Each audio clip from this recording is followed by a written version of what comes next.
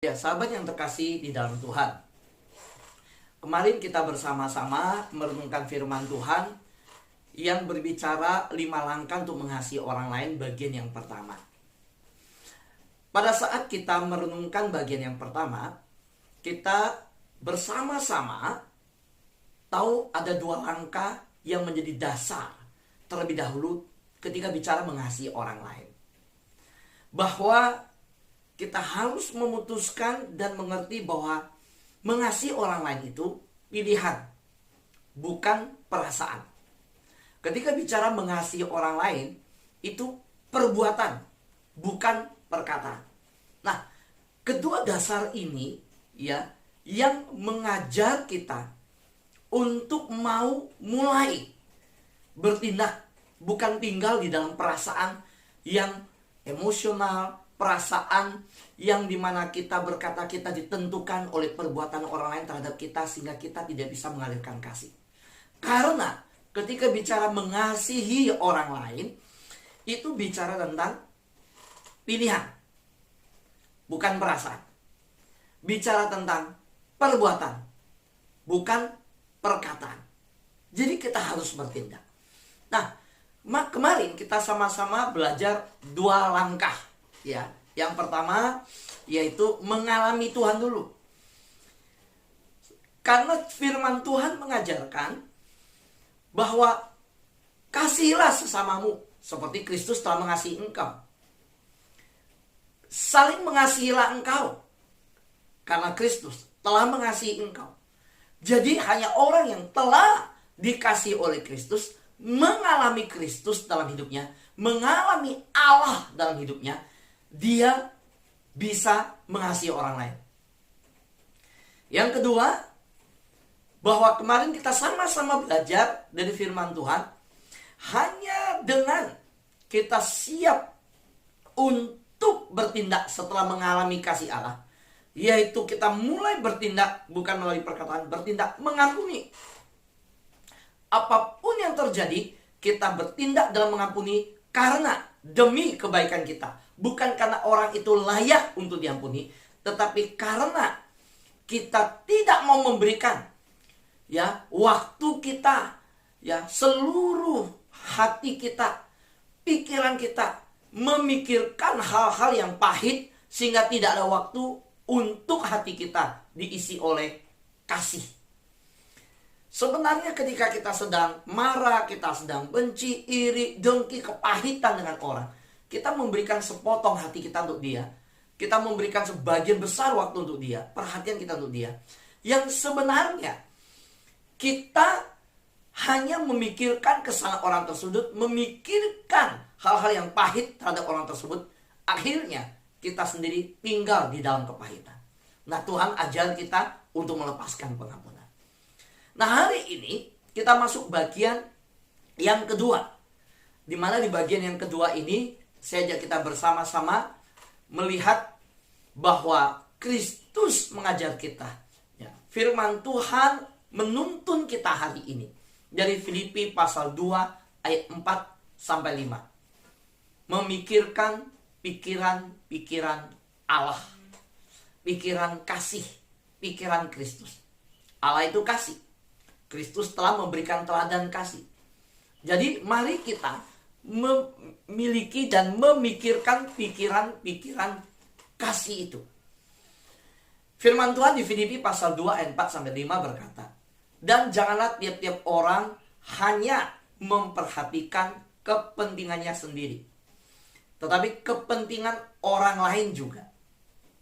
Hendaklah kamu dalam hidupmu bersama-sama menaruh pikiran dan perasaan yang terdapat juga dalam Kristus Yesus."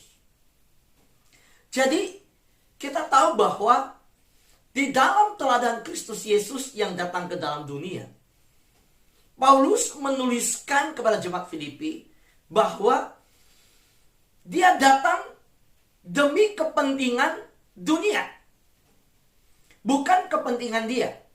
Karena dunia yang sudah hilang itulah, dunia yang sudah memberontak itu dan yang terpisah itu yang ingin dia kembalikan, bersekutu dengan Bapa, mengalami kasih Bapa, Kristus itu datang demi kepentingan dari manusia di dunia. Nah, pola ini, cara berpikir ini diminta oleh Paulus, dimiliki oleh jemaat Filipi, dan tentunya firman Tuhan hari ini juga menuntun kita demikian. Pikirkan kepentingan orang lain. Hendaklah kamu dalam hidupmu bersama-sama menaruh pikiran dan perasaan yang terdapat juga dalam Kristus Yesus. Jadi, apa yang telah Kristus lakukan dan di dalam tindakan dia dari surga datang ke dunia, pikiran dan perasaan yang sedemikian mau menyelamatkan dunia, yang sudah memberontak, yang sudah memusuhi dia, dan Kristus yang berkorban bagi musuhnya, demikianlah firman Tuhan menuntun kita hari ini. Miliki pikiran-pikiran kasih. Apa itu pikiran-pikiran kasih? Kalau dari ayat ini, definisinya begini.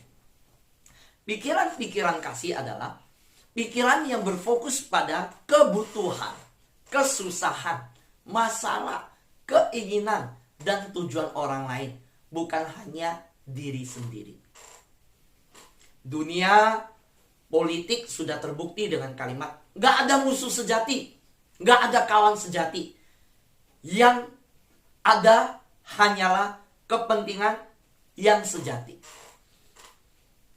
Jadi, kalau orang di dalam dunia politik demi kepentingan yang duniawi, demi kepentingan yang sementara, yang tidak kekal, mereka berani untuk mengalahkan perasaan dalam pikiran demi sesuatu yang tujuan ke depan. Mereka bahkan merangkul musuh. Ya tentu beda yang dimaksud dengan Yesus ya. Yesus bilang mengampuni. Mengampuni, bukan hanya merangkul, bukan hanya di depan, bukan hanya tampilan luar, tapi sampai perubahan di hati dalam mengasihi. Maksud saya, kalau orang demi kepentingan yang sementara dan yang tidak kekal, rela sedemikian mengorbankan perasaan, yang namanya tanda kutip demi kepentingan politik, dia mau.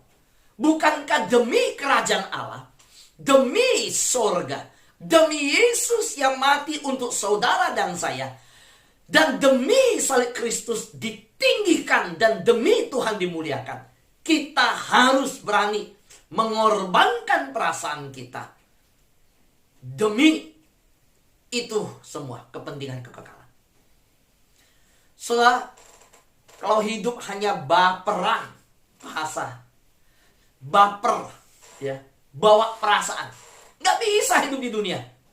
Sulit, dikit-dikit ngambek, dikit-dikit tersinggung, dikit-dikit bawa perasaan. Susah kalau bawa perasaan terus. So, kita harus bawa pikiran Kristus. Kalau bawa perasaan Kristus. Paulus berkata, kemanapun aku pergi, aku membawa kematian Kristus di dalam tubuhku. Waktu Paulus berkata demikian, itu yang membuat dia terhadap aniaya dia kuat, terhadap kelaparan dia kuat, terhadap tantangan bagi tubuhnya harus mengalami kedinginan, terombak-ambing di lautan, dia kuat. Karena Paulus pernah berkata, kemanapun dia pergi, dia membawa kematian Kristus. Nah sekarang di dalam Filipi dia berkata, bawalah perasaan dan pikiran Kristus. Pikirkan itu, miliki itu. Maka ini yang akan mengajar kita bagaimana kita melangkah di dalam langkah-langkah menabur kasih bagi persekutuan sahabat doa. Menabur kasih bagi persekutuan kita. Menyatakan kasih bagi sesama kita. Bagi di keluarga kita. Bagi orang di kantor kita. Bagi sahabat rohani kita. Saudara, arti dari ayat ini miliki pikiran-pikiran Kristus ini. Bagaimana pikiran kita, pikiran berfokus bukan pada diri. Dibalikkan, kalau dunia sampai begitu egoisnya, Jadi orang Kristen pun ketika doa, Tuhan pun mau dikuasai. Tuhan pun dijadikan pembantu. Hidupnya belum menghasilkan buah yang tetap. Hidupnya belum menghasilkan buah yang lebat. Tapi mau pakai nama Yesus, menggunakan nama Yesus. Dalam nama Yesus kami berdoa, kami minta. Lah, mintanya buat apa? Minta buat siapa? Saudara, minta itu harus demi kemuliaan Tuhan. Untuk memuliakan Tuhan, meninggikan salib. Itu anak Tuhan yang sungguh-sungguh sejati. Maka kalau kita lihat dari Filipi tadi, ya, pasal 2 ayat 4 sampai 5. Saya simpulkan bahwa tidak ada tempat keegoisan. Tidak ada tempat untuk hidup bagi diri sendiri. Seperti Kristus yang datang ke dunia, hidup bagi orang lain. Kita hidup siap dipakai oleh Tuhan sebagai alat memberkati orang lain. Nah, ketika bicara tentang menabur kasih 5 langkah untuk dimana kita mengasihi orang lain, maka kita diminta dalam makna pikiran-pikiran kasih, kita berfokus bukan hanya pada diri sendiri. Kita berfokus pada kebutuhan, kesusahan, masalah, keinginan, dan tujuan orang lain. Saudara, berita ini berita yang gak menarik di zaman ini. Di zaman yang penuh keegoisan, penuh dengan selfish, penuh dengan pemuasan diri. Dimana di zaman yang orang-orang ingin hanya dirinya yang jadi pusat untuk terlihat, untuk ada. Rasanya bicara pikiran-pikiran kasih mengejutkan sekali. Gak gampang. Saudara, fokus kepada kebutuhan, kesusahan, masalah, keinginan, tujuan orang lain. Waduh, kalau gitu saya gimana dong? Itulah panggilan Tuhan untuk kita hidup di dunia. Jadi agen-agen perubahan. Saudara, melihat kebutuhan sesama itu bukan melihat kesalahan sesama. Kalau kita lihat kesalahan sesama, kita hanya akan menghakimi dia. Ketika kita lihat kesalahan sesama, kita akan kecewa. Kita akan tinggal dalam kemarahan, kepahitan. Kita tinggal dalam luka, dalam dendam. Kalau kita hanya melihat kesalahan pasangan, lihat hanya kesalahan teman, lihat hanya kesalahan sahabat kita, kita hanya akan menghakimi. Dan bahkan kita terluka. Tapi hari ini saya mengajak kita melihat kebutuhan sesama. Seperti saya sudah terangkan di sini. Miliki pikiran-pikiran kasih. Mari kita melihat kebutuhan sesama, bukan melihat kesalahan sesama. Orang yang melihat kesalahan sesama, matanya akan tertutup dan matanya kabur, tidak bisa melihat kebutuhan orang. Gak bisa. Jadi mari ganti kacamata kita, cara melihat kita. Waktu Tuhan kirimkan orang-orang sukar, ingat saya sudah ajarkan dalam khotbah sebelumnya, ketika kita berdoa, Tuhan saya mau menaburkan kasih, Tuhan saya mau mempraktekkan kasih, saya mau Tuhan mengasihi orang lain, saya mau menjalankan hukum Tuhan, mengasihi Tuhan, mengasihi sesama. Waktu engkau berdoa demikian, Tuhan datangkan orang sukar. Waktu doa mau praktekkan kasih, Tuhan justru menempatkan orang sulit di sekitar kita. Tapi mari kita ganti kacamata melihat. Waktu orang sulit dan orang sukar dikirim oleh Tuhan di sekitar kita, kita bukan melihat kesalahannya, kita melihat kebutuhan sesama kita. Kenapa saya berkata demikian? Loh Pak Fu, orang jelas salah kok. Jengkelin, nyebelin, bikin dongkol. Waduh, kalau ngomong sama dia sesek nafas Pak Fu. Leher ini panjang bisa muntah darah. Capek hadapin dia. Nah saudara, perhatikan baik-baik. Mereka yang Anda tidak sukai sebenarnya sangat membutuhkan kasih sayang. Pernah gak saudara perhatiin kebutuhan mereka seperti itu? Lu saudara, pelayanan-pelayanan yang saya pernah lakukan. Saudara, saya pernah digosip, saudara. Saya pernah difitnah. Saya pernah sama orang yang, aduh saya baik banget sama dia. Kok saya bilang tega banget ya baru begitu. Tapi setelah saya mikir-mikir, saya renung-renung. Wah, saya tahu. Ini dia cari perhatian. Seorang yang gosipin kita itu. Ya, yang dimana dia bisa perhatikan cara kita berpakaian pun dia omongin. Cara kita bersikap dia nilai. Dia ajak orang bicarain, gosipin macam. Berarti saudara sedang dilihat sama dia. Saudara ditaruh oleh dia di depan mata dia. Saudara sedang ada di depan dia. Kalau saudara di belakang dia nggak akan pernah peduliin saudara. Jadi akhirnya ketika suatu hari saya pikir, kenapa ada orang-orang begitu ya. Sukar banget. Waduh, itu saya bergumul banget. Akhirnya saya mengganti kacamata melihat. Oh, saya ngerti. Orang yang omongin saya, orang yang bicarakan tentang saya, ya, dia sedang menaruh saya di depan. Berarti posisi saya sedang berjalan di depan, bukan di belakang dia. Loh, yang bicarakan tuh hamba Tuhan. Yang ngumpulin orang, gosipin, yang hakimin saya hamba Tuhan. Saudara, waktu dia begitu, saya bilang, Tuhan, saya sulit terima, ampun Tuhan, sama-sama hamba Tuhan, kenapa begitu? Tapi setelah saya dapat pengertian dari Tuhan, biarkan. Karena itu membuktikan posisimu di depan dia. Karena kalau posisimu di belakang dia, dia nggak lihat kamu. Tapi karena kamu di depan dia, dia sedang melihat kamu, maka dia bisa menilai kamu dan bicarakan kamu. Nah, mau nggak di depan? Atau kamu mau jadi orang di belakang? Oh, puji Tuhan, saya bilang Tuhan. Berarti Tuhan kasih saya lebih di depan dia. Maka dia bisa lihat saya. Yaudah Tuhan, udah. Nah, saudara, mari kita melihat dengan cara mereka yang paling tidak Anda sukai sebenarnya sangat membutuhkan kasih sayang Anda.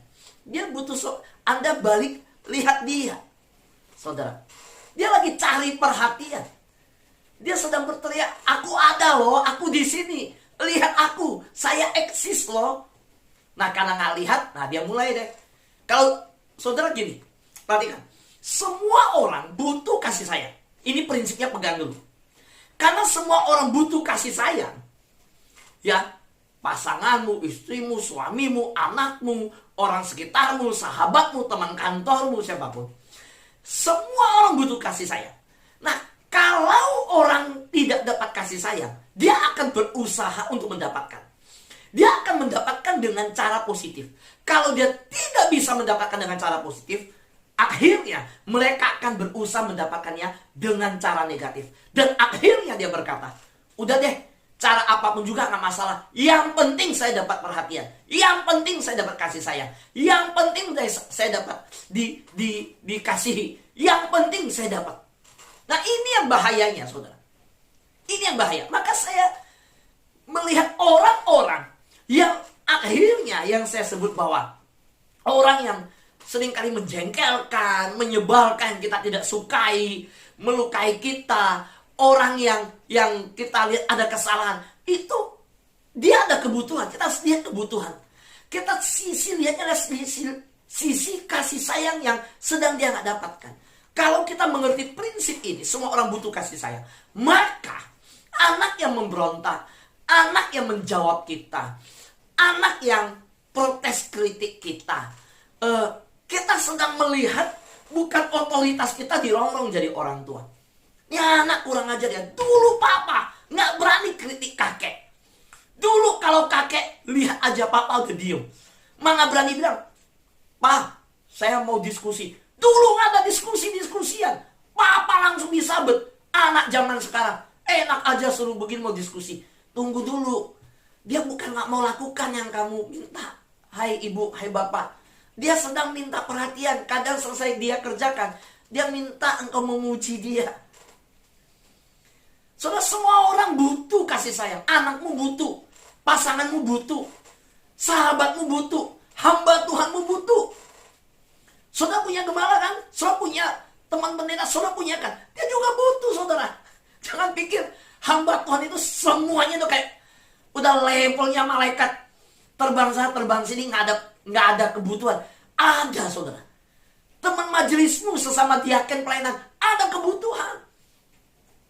Jemaatmu sesama sebagai jemaat ada kebutuhan, teman kantormu ada kebutuhan namanya kasih sayang. Nah, kalau dia tidak dapat kasih sayang dengan cara positif, dia akan bertindak negatif untuk merebut dan mendapatkan kasih sayang. Dan bahayanya kalau dia berkata, udah gimana caranya pun udah deh, yang penting dapat kasih sayang. Wah, itu yang bahaya. Saudara, mari kita perhatikan.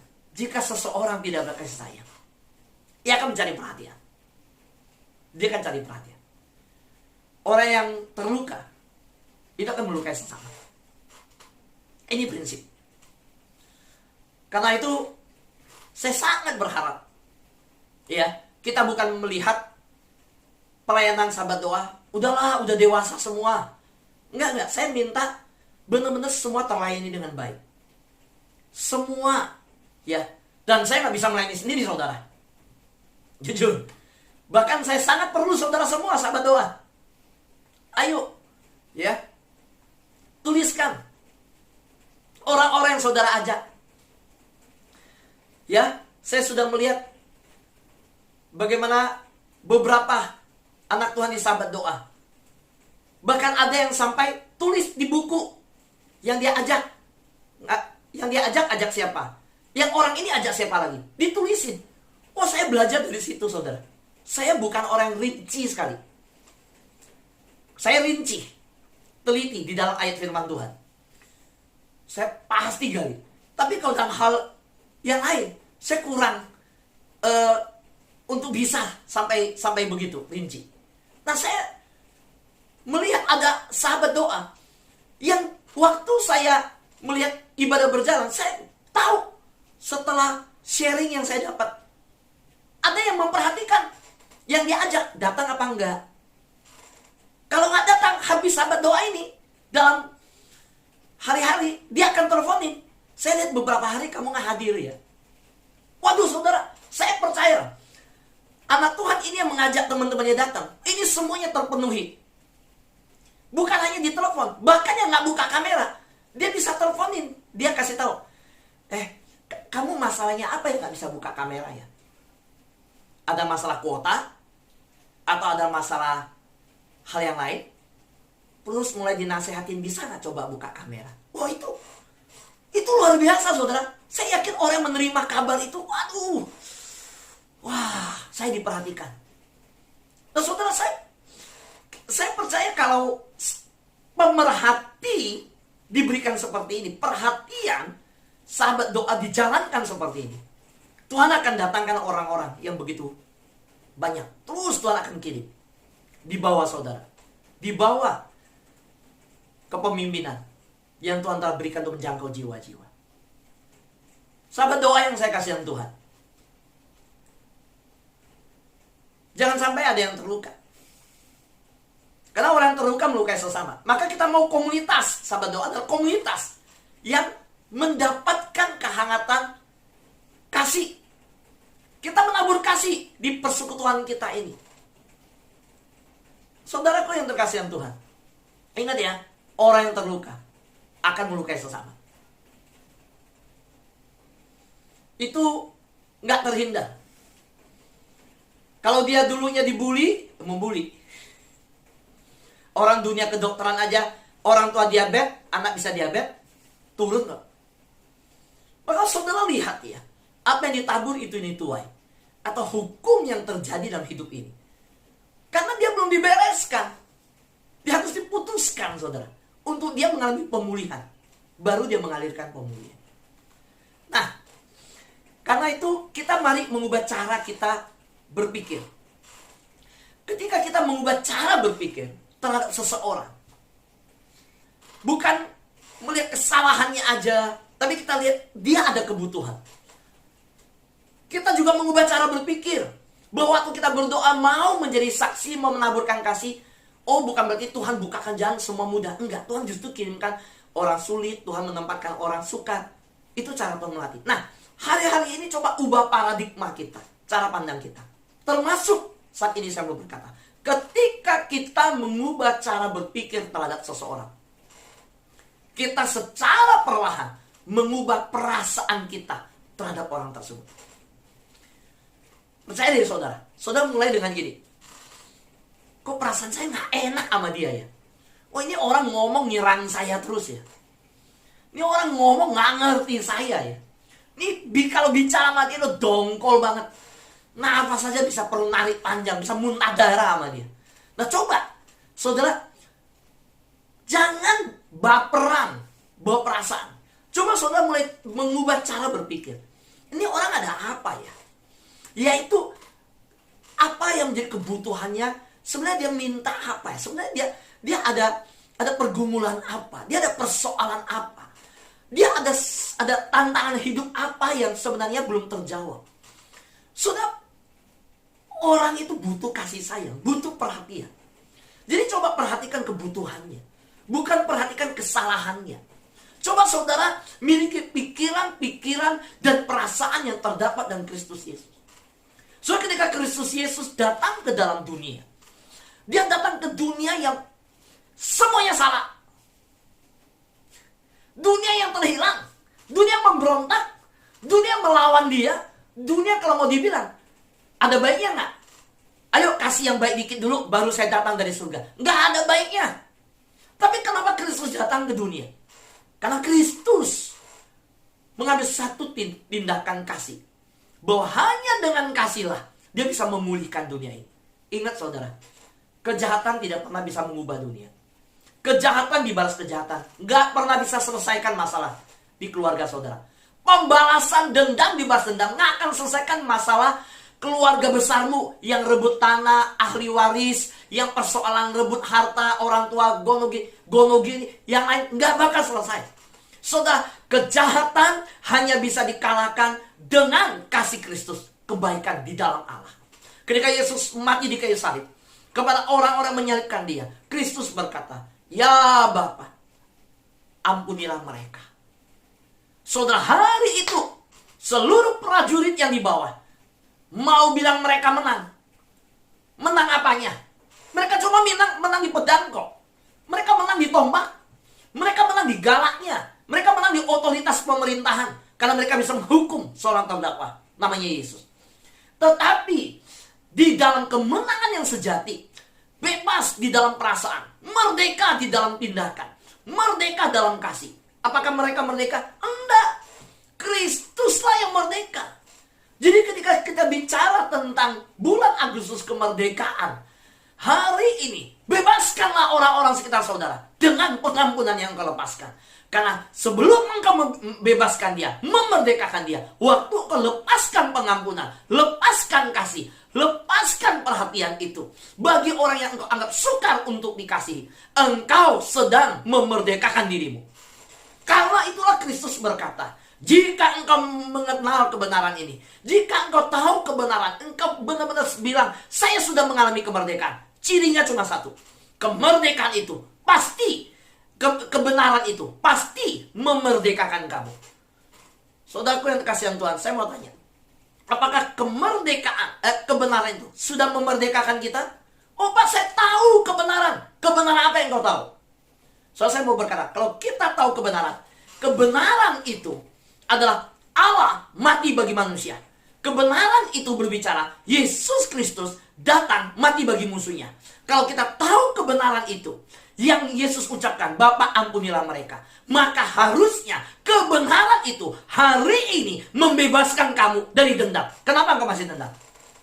Harusnya kebenaran salib itu memerdekakan kamu. Karena Alkitab berkata, kalau engkau mengetahui kebenaran, kemerdekaan itu, kalau engkau mengetahui kebenaran itu memerdekakan kamu.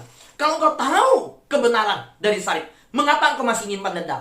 Kalau engkau tahu kebenaran dari Kristus Yesus, kenapa engkau masih nyimpan akar pahit?